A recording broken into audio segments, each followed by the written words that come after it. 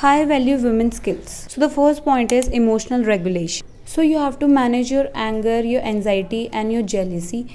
Respond करना है, तुम्हें रिएक्ट नहीं करना है किसी भी चीज़ पे। तुम्हें लोग टैंट्रम दिखा रहे हैं, तुम्हें गुस्सा दिला रहे हैं, या आसपास के लोग कुछ भी तुम्हें ट्रिगर कर, कोई भी सिचुएशन आती है तुम्हारे पास में, तुम बहुत ज़्यादा अंडर प्रेशर होते हो, like you have to stay calm under pressure and not letting your emotions control your decisions. ऐसे कोई सिचुएशन में जहाँ तुम्हें बहुत इंपॉर्टेंट डिसीजन लेना है तो तुम्हें प्लीज़ ऐसा नहीं है कि तुम इमोशनल हो रखे हो उस टाइम पे तुम वो डिसीजन ले रहे हो, नहीं, उस टाइम पे काम करो एंड देन उसके बारे में सोचो थोड़ा एंड उसके बाद में रिस्पॉन्ड करो, बाद में तुम्हारे decisions low. If a woman can regulate there emotion she is very strong and she is very dangerous. The second point is communication. तुम्हें क्लियरली एंड कॉन्फिडेंटली बोलना सीखना है सो दैट जब तुम बोलो तो सामने वाले को वो चीज़ बिल्कुल ढंग से समझ आए। अगर तुम सही भी हो लेकिन अगर तुम कॉन्फिडेंटली नहीं बोलते हो, सामने वाले को ये लगता है कि शायद ये सही नहीं बोल रही है या तो इसको खुद में कॉन्फिडेंस नहीं है इसलिए ये चीज़ नहीं बोल पा रही है। But if you have confidence और आप क्लियरली हर चीज़ अपनी चीज़ समझा पा रहे हैं तो लोग तुम्हारी सुनेंगे, लोग तुम्हें थोड़ा सीरियसली लेने लग जाते हैं। They start to listen to you. जब भी तुम बोलोगे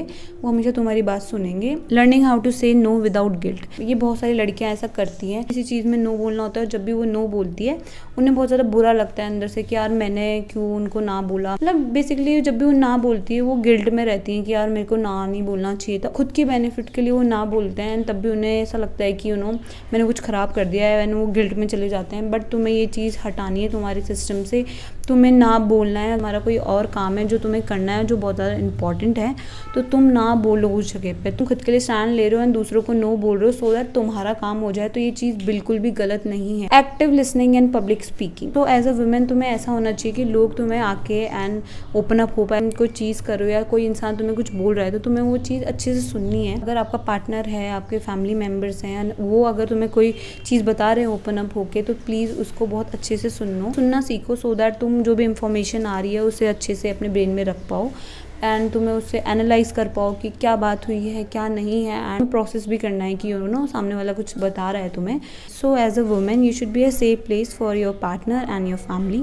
अगर आगे जाकर तुम जॉब करते हो, खुद का बिजनेस ओपन करते हो, तो ये वाली स्किल तुम्हें बहुत ज़्यादा काम आएगी। एक्टिवली सुन सकते हो किसी को एंड समझ सकते हो, तो वो आगे जाकर तुम्हें बहुत ज़्यादा हेल्प करने वाली है। तो अब आ जाता है पब्लिक स्पीकिंग। स्कूल्स हो गए, कॉलेजेस हो गए, इन सब के अंदर या तुम्हारे जॉब में या अगर तुम्हारा खुद का बिजनेस है तो वहाँ पर तुम एक्टिवली बोलने की कोशिश करो सो दैट पब्लिक स्पीकिंग करने के, अगर कोई मीटिंग है उसमें बोलने की कोशिश करो। स्कूल में तुम्हारे बहुत सारे प्रोग्राम्स होते हैं, कुछ भी होता है, तुम वहाँ पे बोलना स्टार्ट करो। तुम्हारा कॉन्फिडेंस बहुत ज़्यादा बढ़ चुका होगा एंड तुम आराम से बोल पा रहे होगे सबके सामने, तो तुम्हें बहुत हेल्प करेगा। Third point is financial intelligence. So as a women तुम्हें बेसिक इन्वेस्टिंग आनी चाहिए। तुम्हें ये पता होना चाहिए कि मनी कैसे वर्क करता है एंड कैसे तुम इन्वेस्ट कर सकते हो, कैसे तुम सेव कर सकते हो एंड कैसे तुम बजटिंग कर सकते हो। You should understand taxes and insurance and if you really want to learn how money works and how investing goes so you can go for this book. ये बहुत ज़्यादा हेल्प करता है, मैंने भी बुक पढ़ी है एंड बहुत सारी ऐसी मनी रिलेटेड बुक्स है, इन्वेस्टिंग रिलेटेड बुक्स है जो तुम्हें पढ़नी चाहिए सो दैट तुम्हें मनी एंड इन्वेस्टिंग की तरफ थोड़ा सा ज्ञान है। तो the fourth point is health maxing.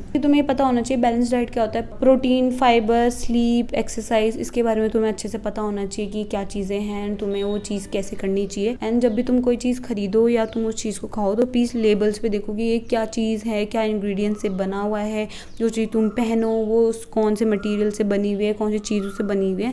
तो तुम्हें ये सब चीज़ों के ऊपर ध्यान देना है। एंड एज अ वुमेन तुम्हें basic menstrual and reproductive health के बारे में भी पता होना चाहिए कि कैसे तुम तुम्हारी बॉडी को हेल्दी रख सकते हो एंड कैसे तुम तुम्हारी रिप्रोडक्टिव एंड मेंस्ट्रुअल हेल्थ के बारे में ध्यान दे सकते हो। तुम्हें ये सारी चीज़ों का ध्यान रखना है, तुम्हें चीज़ों के बारे में पढ़ना है एंड उसके साथ में ईयरली टेस्ट भी करवाना है तुम्हें तुम्हारी बॉडी का, सो दैट तुम्हें पता चलेगी तुम्हारी क्या चीज़ों की डेफिशिएंसीज है, क्या चीज़ तुम्हारी सही वर्क कर रही है, क्या तुम्हारी बॉडी सही वर्क कर रही है। तुम्हें टेस्ट भी करवाना चाहिए। So the next point is self defence. सो ये वाला पॉइंट मुझे एक्सप्लेन भी करने की जरूरत है क्योंकि यहाँ पे तुम्हें दूसरों पर डिपेंड बिल्कुल भी नहीं होना है कि वो मेरी प्रोटेक्शन करेंगे या कुछ भी, क्योंकि तुम्हें खुद केपेबल बनना है कि तुम खुद की प्रोटेक्शन कर सको।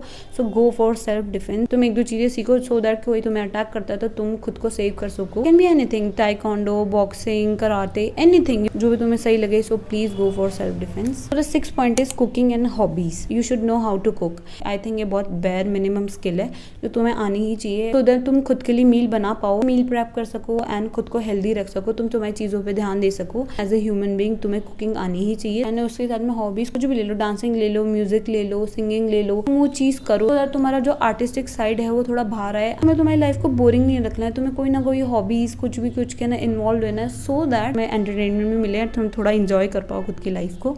So the last point is critical thinking. Question trends, जो भी अभी ट्रेंड्स चल रहे हैं, जो भी चीज़ें चल रही है, तुम्हें वो एक अंधा इंसान होकर उस चीज़ को फॉलो नहीं करना है। तुम्हें तुम्हारा दिमाग लगाना है, उस चीज़ को सर्च करो, उस चीज़ों को देखो कि क्या वो चीज़ हमारे लिए अच्छी है। तुम उसको ब्लाइंडली फॉलो मत करो, खुद का दिमाग चलाना स्टार्ट करो, क्रिटिकल थिंकिंग लगाओ थोड़ी बहुत कि हाँ जो अभी ट्रेंड फॉलो हो रहे हैं क्या ये मेरे लिए सही है, क्या ये मुझे फॉलो करनी चाहिए, अगर ये वर्थ है तो ही उस चीज़ को फॉलो करो। मिस इन्फॉर्मेशन, जैसे कि कोई भी तुम्हें कोई भी इंफॉर्मेशन देता है, उस इन्फॉर्मेशन को देखना है, उनको वेरीफाई करना है, सोच समझ के चीज़ें करते हो तो तुम मैनिपुलेट नहीं हो पाओगे। लोगों को तुम्हें मैनिपुलेट करना बहुत ज़्यादा हार्ड हो जाएगा, जिससे तुम बहुत सारी चीज़ों से बच सकते हो। तो जब भी तुम किसी इंसान से मिलो, अगर वो तुम्हें मैनिपुलेट करने की कोशिश करता है, तुम्हें स्कैम करने की कोशिश करता है, अगर तुम क्रिटिकल थिंकिंग यूज़ करते हो तो तुम्हें पता चल जाएगा कि ओके ये इंसान मुझे मैनिपुलेट कर रहा है, मुझे स्कैम करने की कोशिश कर रहा है, एंड तुम उससे दूर हो जाओगे। एंड साथ में तुम एविडेंस के बेसिस पे decisions low.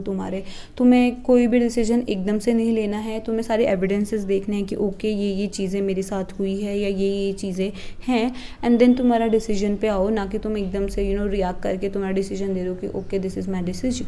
You have to think, you have to see all the evidences and then तुम्हारा एक कंक्लूजन पे आओ एंड देन तुम्हारा डिसीजन दो। किसी की बातों पे एग्री नहीं करते हो, पहले सोच समझ के एविडेंसेस के बेस पे तुम एग्री करते हो या डिसएग्री करते हो, तो लोग भी तुम्हें इंपॉर्टेंट समझते हैं। फिर लोग भी तुम्हें समझेंगे कि okay she has her point and वो खुद की बातें खुद कह सकती है, खुद की चीज़ें खुद बोल सकती है and it's a good thing. अगर तुम्हें वीडियो अच्छा लगा तो please like, subscribe and comment. Thank you so much for watching, see you in the next one.